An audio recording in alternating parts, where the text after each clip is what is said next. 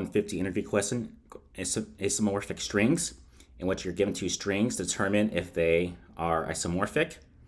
And the best way to learn this is just to look at the example. So in this case, egg and add is true because the E's would line up with the A and the G's would line up with the D. This would be false because they don't line up. And in this case, is the P's line up with the T's and the A lines up with the I. So this would also be true.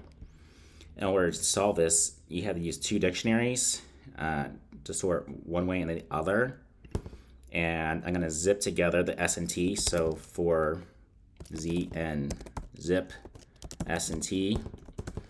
So basically, we'll do S is equal to, the first S is equal to Z1, or the tuple, and the T is going to equal to T1.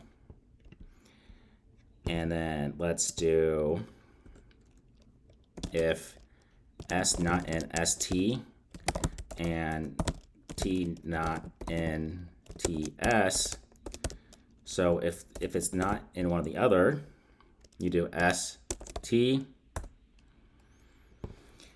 is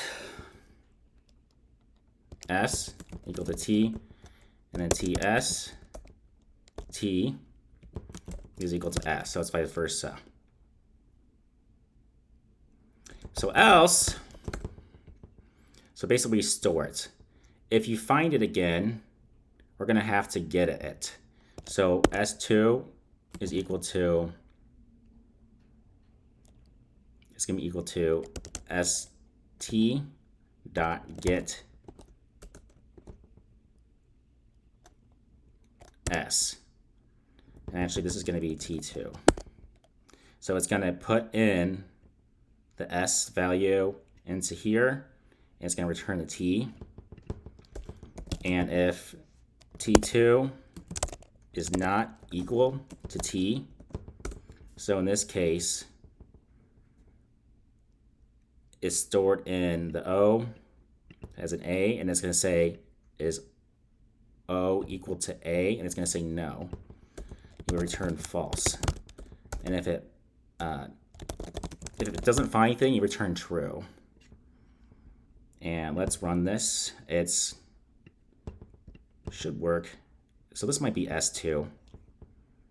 Oh, this should be a Z. Wow, that's embarrassing. So this is a Z. This is the tuple Z. Okay, and let's run the code. And there we go, 52%. So basically, I'm going to print the T2 and the T, and let's put in T here so you can see like what it's actually equal to. Let's see. This should print the like the foo. Let's see what it prints. Move this over.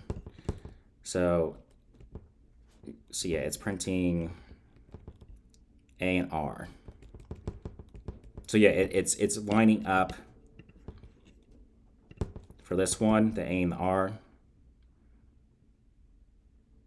and it's seeing that it's not the same. So yeah, this is a fun problem with dictionaries. If you have any questions, let me know. I'll respond. Thanks for watching.